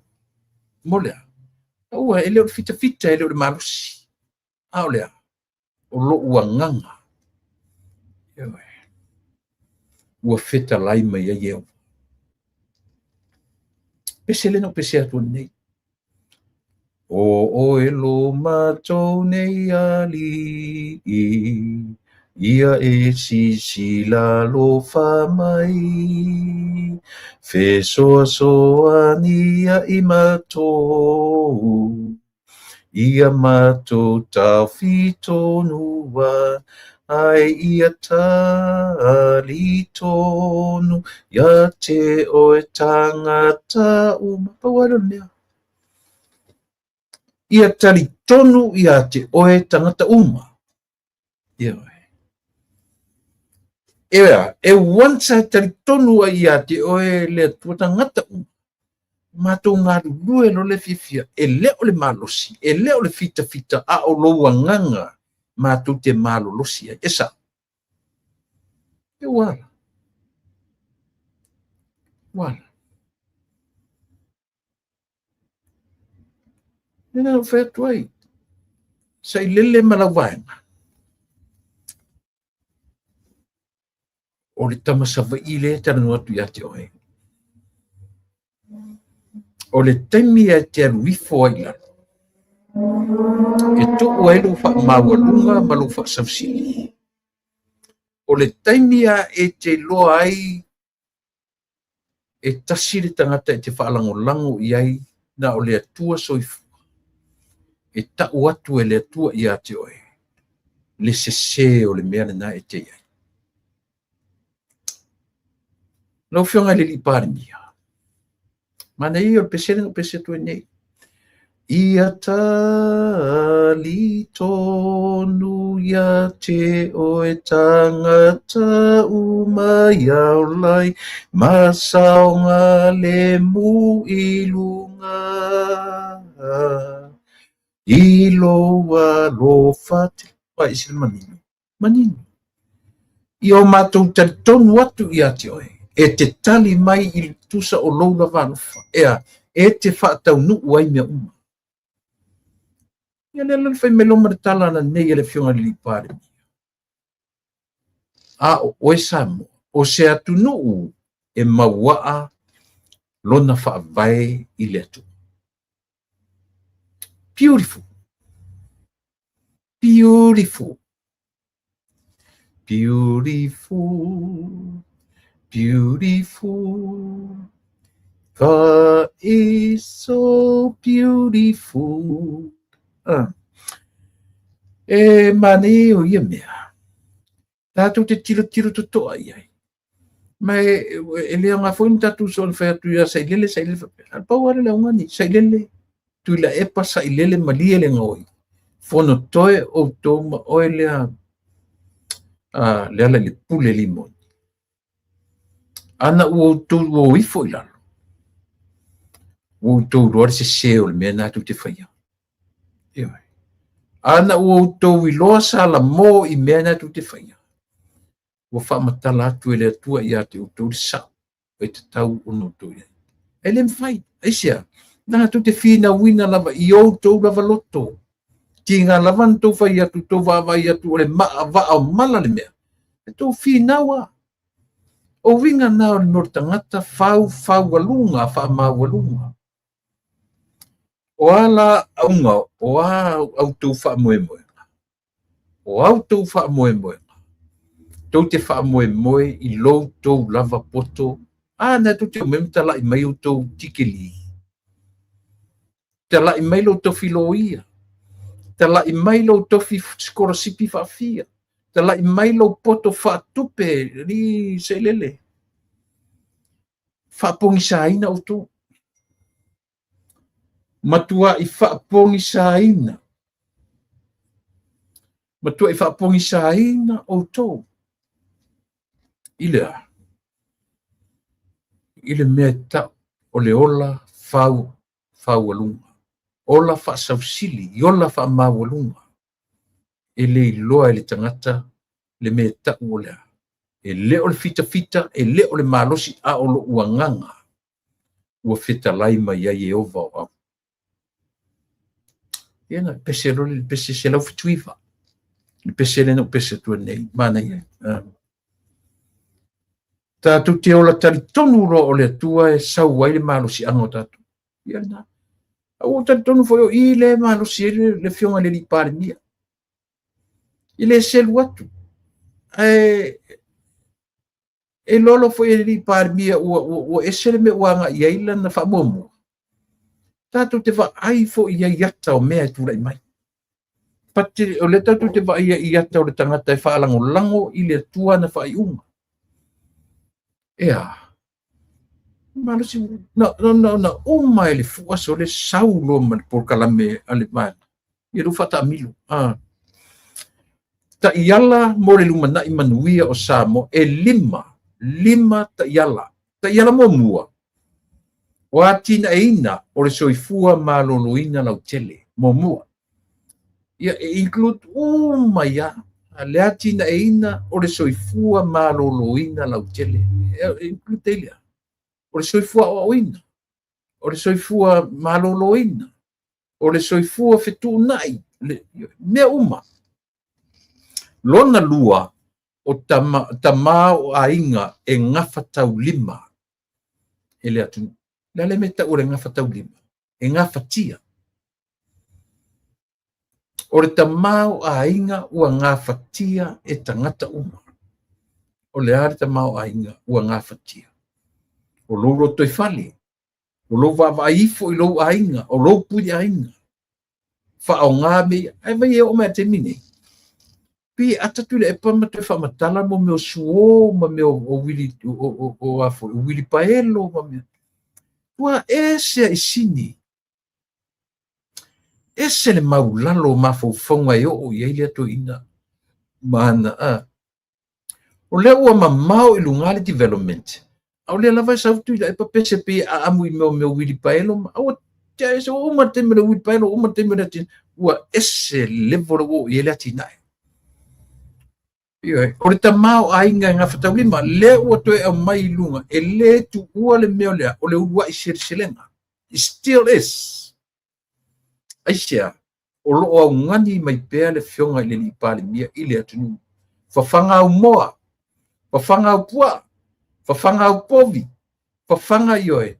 E tātou te le toe alua I ma whawhonga I whea, I le taua o lo whainei. Tātou te le toe oe I whaitauina le mo le meo le. O le suau, o le tau o suau, manea, o le alafa. Ioi, ale alafa e pese atu le malo. Whawhanga povi. Whawhanga, ioi, ia whawhanga I manisau whanua.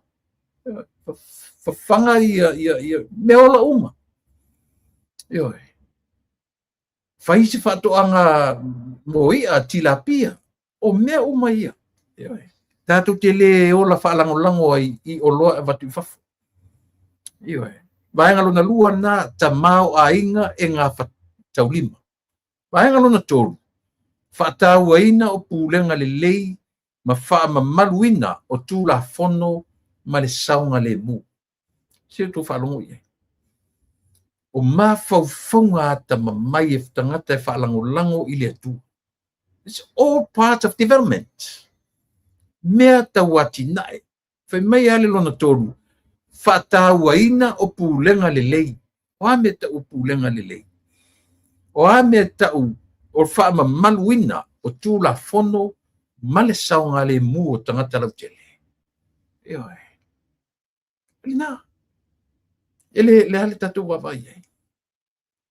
Ele o le tāua o le meo le inga lau tele na le malo. Me, baua le me kaunta i le malo, tau whaleanga. Atu le epa malana mai. Langa le ai mani mea le o toi tupu mea atu le epa malato. Le ai ma se mea nothing at all. Le ma se mea. Nga le kau whaavalea, ma le kau whaaleanga langa mele whai. A le mele kaunta i le malo. E kaunta. Develop, develop, develop, develop. And more development. Tō vai la tatu Samuel. E se senga o mawhauwhaunga. Le mea o tangata e whaalangolango ilo na sila fia malona iloa ma tangata e whaalangolango i le atua. Le se kako iloa. Le se poto. We have nothing when we come to the Lord that we owe him a lot. Tatou tangata sa ili le atua e le alo le atua tatou. Nga le fua moa lava mea kako ke mai. O kulepa. Ma le heita pipiki nga va ia ku ko o fu o le pako le mele ko koe. Ai fi nga mai a pe o kanga ka o silia ku la ku lo. Le ma se me nothing. Oi. Me nai lo mo kanga ka fa lango lango lo ngai lo ma lo manusi. O ma tu le fu nga umangi. Ia wa. Ki nga va ia tu ma tu langa ese le mele na o ele fu. If you cannot beat the system, then join them. Join. Au whanongo ato o le mwhaina whaisa me le mwhainga na o so vai lua lo i kokong. O malato, ea. So le manu e sama. I to ye ko ke o mai mwhaapili le atunu whaime o tautu te angaia le atunu. Si vai e o ai taulango lango. Si o ia ko sapora si em fai mai leo mai e lango lang angai le man. O ngi pa o ko angai le man. Yo. Nei ma se mea vai tasi o tu angai le ngare kau fa leanga, kau fa valea ko mea ngai fai. Yo. Ile fo ko mai fai mai fai le malo e kam fai le malo o le se kupe kau fai se overdraft le fa matu. Ini fai se malo se kusi. Ole ma faufunga o nisi o fono whapai. Ona olea. Tuai mai ngā ruenga ale moth po le Ministry of Finance. O te le vame ia. Ole va ailai tu malo. Mo le protect ile account le lato. Ile overdraft lea. So le se meleanga. Ako o mai vai. Ia ore ngā uwha maram la matu dina vaenga. O le lona whao ati nae o leo o ta iara i ua mai. O se si o mga malu puipuia i a fianga o le tau. Ia vai le ua kawa umar si o mga. Kawar te mau aina. Kawar le soifua maloloina. O se si o mga malu puipuia i a fianga o le tau. Tova ai o tau o le 180 degrees. O 360 le whakamisanga o le degrees le va ai al malo. It's all around. Le va ai. Kua tau i turu ina uma i vaenga i lima. Mane vaenga i lima muli. Le lei whaatūlangana o ngā ruenga te tele ma le whaatūlanga ina. Esi ka kupsisila rata tu Samoe. O le fe au le tau avili vai aso nei male vai aso fou pe anga ia tu se vai o le fatino ina male fa lau i loa o ta iala mole lumana i manuia o Samoa mai le lima for the next 5 years e momoli ele fa after tele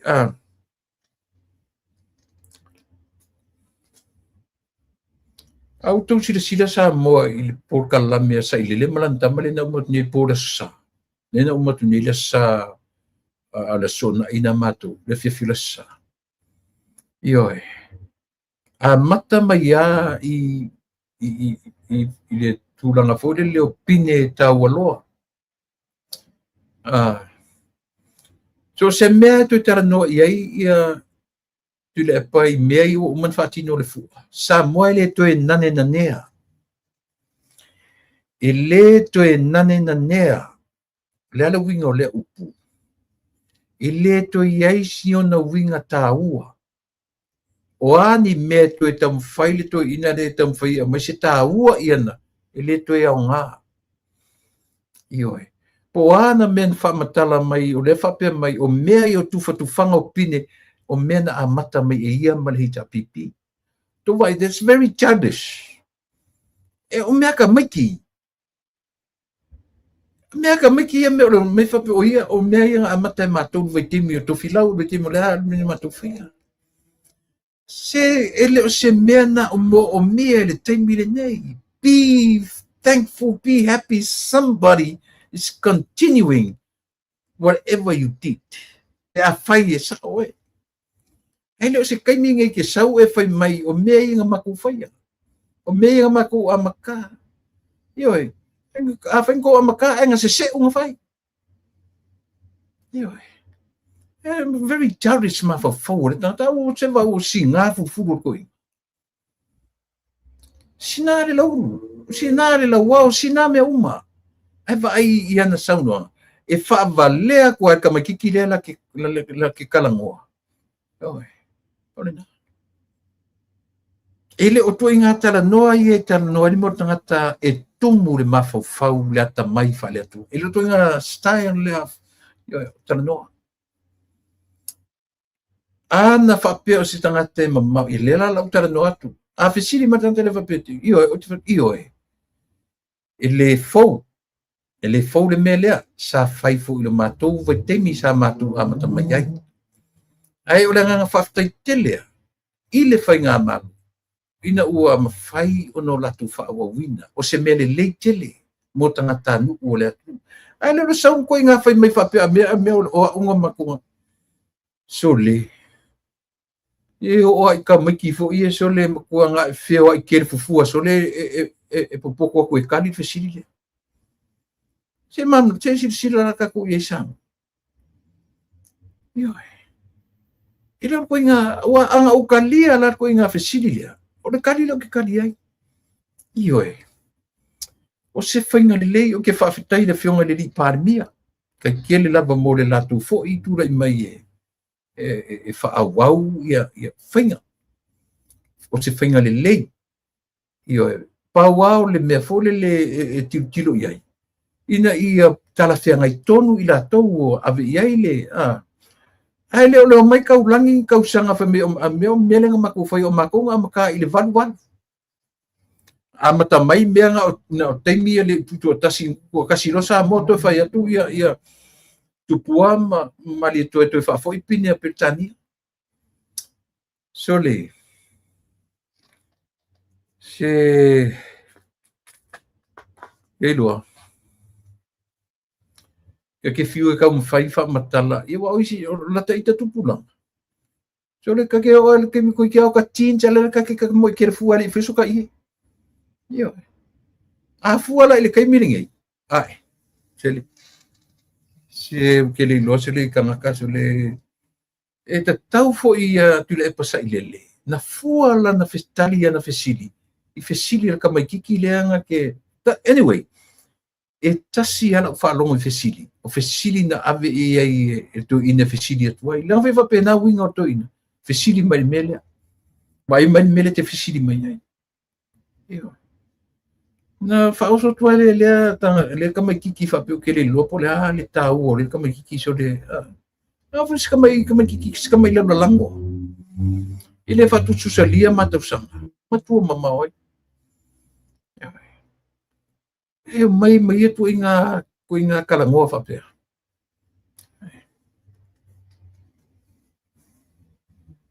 Fesili lo fula i le fale o le fast lena le na musata boy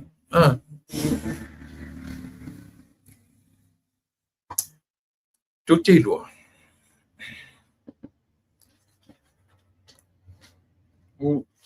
tere lope fa fena fa matala le mangiso ai le ja pipi ato ta penanga o le fuale na umatu nei ai masia ina ua musa le fale o le malo se vai fase futo sama o ta itu ila e pai ile malo tolu futo sama luas futo sama o fai mapale mia o sama ai se foi me ua pala le fale o le malo ua pala lei ma se mena fai ai a o fale o ta oto ai le maa fa manatu luma o ta oto ai tala fa solo pito le atu le ai ma se mena fai ai for all these years ai le se mea na fai ai ale la ufisili atu e me e le ta tau me o fale upala o le manga kura kulepa to te loa o le meso ana fa pela o tula e pale tula e maltemine whatever na get rid le mele whatever na ilalo le ma fa manatu le po le a se me o lo ma fa le to ina fai I le mele yo no fa foi da ele se ale mena ave se me malo ele se an mafuanga na mafua ina fai ina to ilalo popo le paloto lu oro tasi aisia wa sila mai le atua I le wha maua lunga o le nitu inga tangata. Wa sila mai le atua I le meo le fau. E su e niona le lei e ta ua ia malana whanau malana no foina. A lenta tu a mata I le mea tau tupe a samu. Tu a mata ina, e fiu e fe alo fai. E fiu le hei tapipi malatou I e tam whai la lango le melea. Tau te fiu o I le amatanga na matata malole. O lea. O lona a inga e sau whawhai I tupe ma tofi mawarulunga o le malo samu. And that's the beginning of his kingdom. E tofa ai utou samu e. La sau nei la whai mai le tatau I le vaenga le fas. Au a fia ni umin tau sanga sa whai I e tu ala e pala I whaperwhai. Ko kilkilo ka ko sa mo I le mol ka kau fa valea I le meta o tangata kinga na fetu e fa valea manga ko e fa ia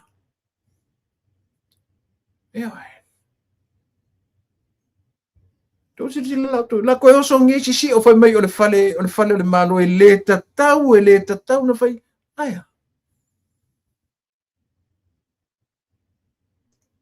ana me fai e fa mai le 4 miliona le me ko fa mo le fale o pala le ka ko vai oi o lo tu ala lo ia ti oi o le ava tu fa so swani I lo ma fa vai mena wa fa pena ai wa le alu luma e alu tua le ro pe na wa ta milo I mena te tu ur fa nga malo oso I tu tonu lango fa nga malo e a me te fetu le ton fa ia e foi me te vai fa ali tu ngai a le mele te fa ia termine io e te fa sili au pule e te fa loko le ngaka o no sia mele o lo fa termine ma o le te tino atu e te fiu te toi fe au si I le mele tu ur fa tu I le tu sa mo tasi tu ur fa nga malo fa fetai I le fa nga malo o lea ua tura mai malatu fa nga ina sia fa si ele e fa tino ai ina ia fa tu mawina pele ma fa manatu o lo wa ana e toi tu lai mai le lua oro tasi ma fola lo ele na moni artala tu le pa ele se le tala le fa ia tu ia tio ai sia wa fia ni mea ni trademarks and malo wa umana e olo palaina na especially I le ma fa manatu ma le fale lo fa nga le fast ma le fale fono tu ai ale tu wa no fa matu ila tu ila lo mare fale fa masino tu ai sa ele tali e luma i te tono pia male mau mea le ano no ai o mea wa no fon fale ala sa ngela mo kam fa pili le ku ma fe mai o fale le malo e le te tau so ia ki o le kalpelo yo o fat foi la ia tio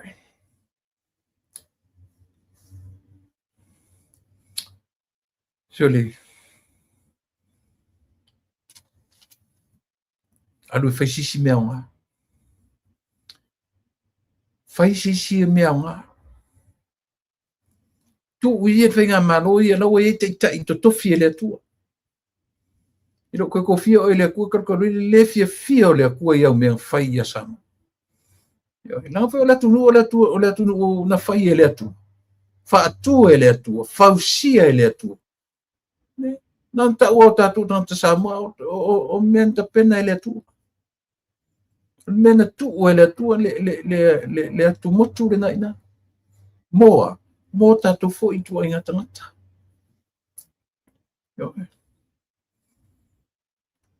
Na ona o whape atu i lau fionga, i lau sunga tu i lepa. I langa e take lava tana noa, langa oea o le tai, o le tuongai. Foi vai o le pa asipa le vai matua, le pa asisipa o matama i vai. Papena foi la oe. Se i longa i te malolo, to a malolo foi fontoi. Na foi tangata ni sili na vai le olanga ni. Paua i o ka ngaka e mwhenga pipi ia, e pipi ia ko rua le nga oe. E te whamawai lo foi matorua le. Eisia, they can do nothing. Le mwhenga la to, they are not leaders, they are followers. O le mea ke whai a koe ka momoe. E whai koe filosofi le omo. E whai filosofi le sami. That's how they are. They are not leaders. Anga ang itangata tai wa leva na whai tai. But they are not. They are followers. Tangata muli. Au kau muli. Ana ang tangata a vea matai wa leva na tula i mai. E whai matai o sama. Au ia la tau le foi numero. Wane. Ia o fia vano tua ile lo va melo male tua ia. O ne lo o ia fa pena. Ka ko waru lo fa pena. Ia. Ko ke leo iluma ko ke leo kua e ko ke fa ka milo ia fa pena mai au pu le menga ku fa ka milo. Taru ai le manga fangafa. Vai le soi fua fitu nai. Oso manile observa le sitala ne ua tue. Lima se furu wafe tala. Ai ua whape mai le tala le pule nuu le fio anga o pia. E le loa la to fio anga profesa wai le lima suru wafe tala grant. A pia. Ke le lope tu te ala wina pela observa e whaatino ina tala whapea e winga ia autou. Na o fesili i se tangata e feso o tai manisi o lo i tutono le fono whawai. Whai maile tala tangata nei. Even themselves, they have no idea le lima sfua fele tano mele observa. Ioi. Le lima se fulu fe grant lea ua whailoa tu e New Zealand High Commission. Mole fio anga o pia. Ua tele tala tau whavalea ua si o mia ai lo tatou atunu. Tele tala tau whaasese. Ai o lau whautuanga i le whainga malo. Awani tau vai ia foi. E whailoa mai. Au tau wa ai mai lo ua mai ni tala tau whaasese lunga. Nga ia.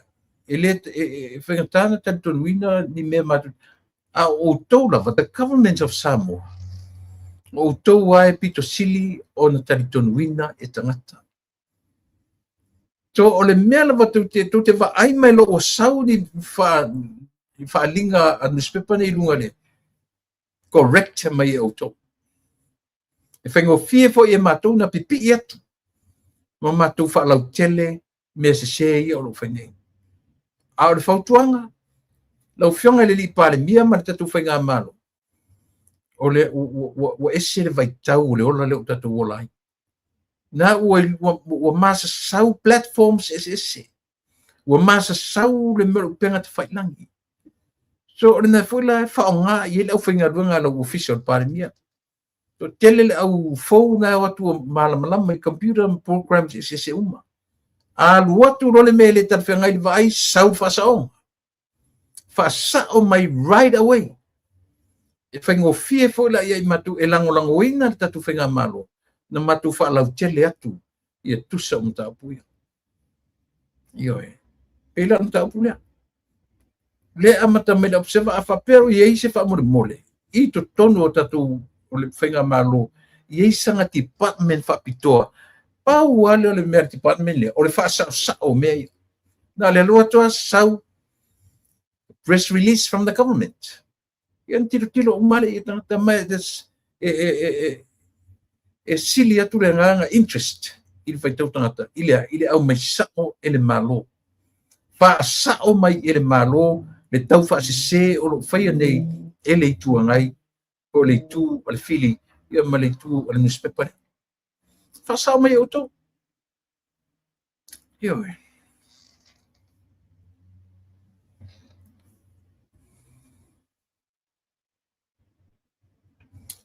Le foi no fale li tu de pa malantama le sueli. Au so me foi tala le sueli. O le ua mai se fai tionga mai le au kilkiti ale i o le vai au tina mai tu i tanunga manono. Na fola ni le malo e fitu a fe le malo kilkiti. E me vatu lato malo e vatu na le lima fe. Tu inga kesi sia. Nanga o tele o mautino po lea le whainga e whai atu isa utala ni te o whatu le manino. Ai o le tāua o le mele tu whatu ai. O le tau whaasese le o watu e le tangata le ingo asiweli mtu le epa i le lata noa. Fola mai e se tangata mai i tanunga manono. Fola le malo te fitu a fe. Ai mai e pick up le lato malo au kilkiti atina a whawhine. Ai watu na le lima fe.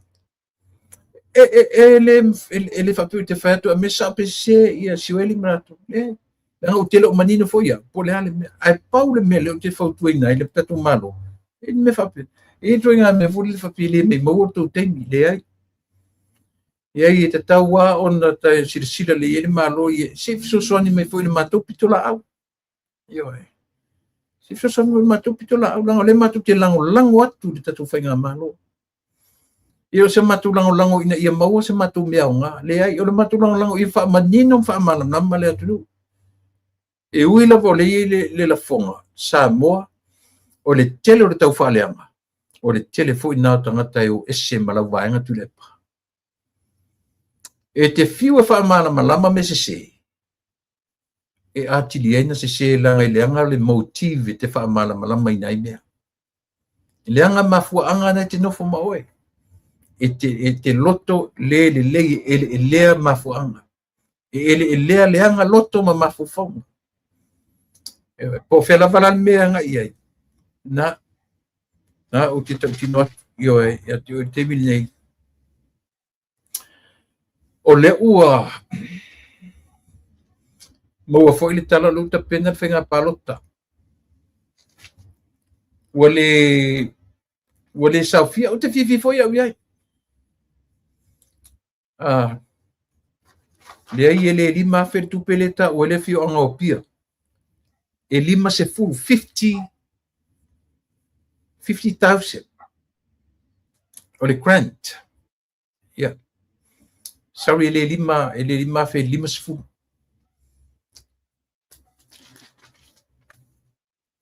Le o fai lo mai wale pa au le mea na mafau iai ia le ne fio anga o ili tu malo sa fatalua. Wale pa au le mea na latu o le momoli mai o le fio ngai atu ia. Le au iai le sui mautinoa o le tamaita i sua fai le pasisina tole a foa. i pe o sui mo mua na le o mautinoa e sau le vaenga le tutu tasi le api o se tamaitai o se tatus sui whamoimoina mai Samoa le mawai ia le nā vaenga ai pitai le lapo le amata tu vai aso nei si o vai aso fou ia o le ua amata ona ngā rulue ia le ofisa o whainga pālota ia o le la a whata unuina lama whainga pālota a le malo sa whata a le tu malo sa whata rona lua le o se meleanga fia o iai e le lora po le ase sui o isi vaenga po le ase sui le ita pipi ai pi o lo tau manino mai le sui le tutu tasi o le sui tamaitai ia ta pena ia le whainga pālota le titi sa whata lua o le foi la ua le fto u fa ma dia mai wo iai le counter petition a vai maunga lona tolu ka fe so le ngi mea tatu wa ai tatu sa mo iai i nei mea ele ma fai e le tangata soifua le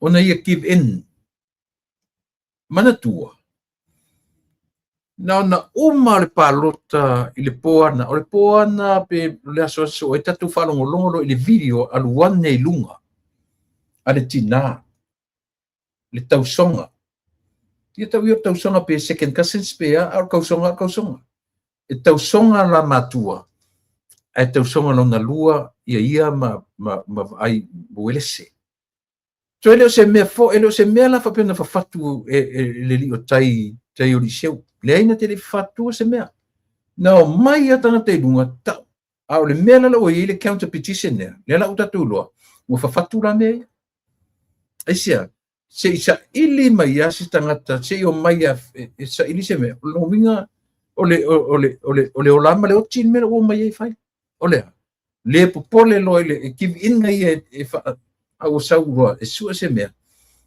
se kako vava aila le whamsinonga a Samoa po le alo na tūlai mai le mele e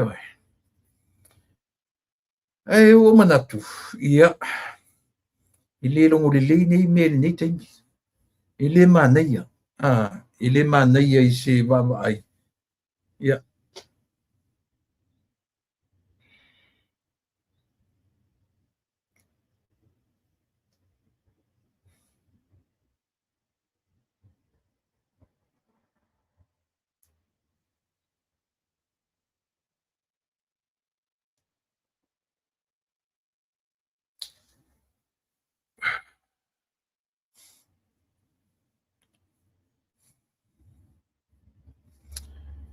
manatu a Samoa ia tu isia o mta upuia tatu te talanoa i tai au la vala u por kala memo o nia fiafi telepea issues 1 2 3 4 5 ioi o lo i elisi ka ko festival o leo lo mana au fafetaia no whalongolongo o tiklea mai la fionga le li pare mia le la sui le ngor te wila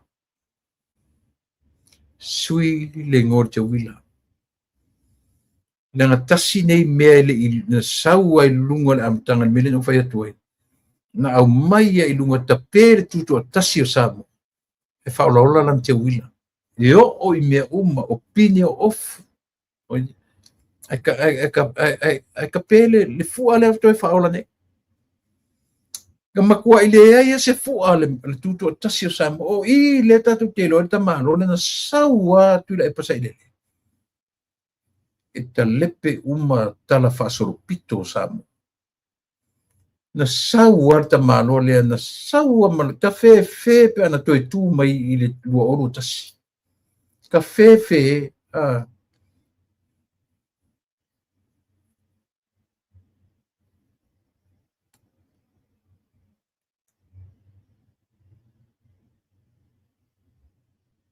ia le lei whaftai ma fo e whaftai ia le la manino le la le fai me ma fo e le sao e lima fea le tu pa fo fine e fu e restore a o tamaru lo sempre pe na fitu afe ia wa fu tanu nga manono ele sela tu o kirkiti tamaru lo na au tina ela sa fa te tele ia le fa se va tu va ila tatu sa mo me langa le me ka fa le nga inga ama fifia ia anyway ele ko ke le ka ko kala pa wa me fa ia tu le fa tuanga ko anga pe fai ba ai nisi me a ia vai nisi me I pa u ia to ma tu a fuli fai tau fa le anga a ko ka fa le anga o le ko akele anga ka kai ese mo ko nanga o le me fa le tua le me le se me fa tangata manuia tele sa moa lau tapu inga malau fulonga le ni yaso tatu tu e filo ile so taiao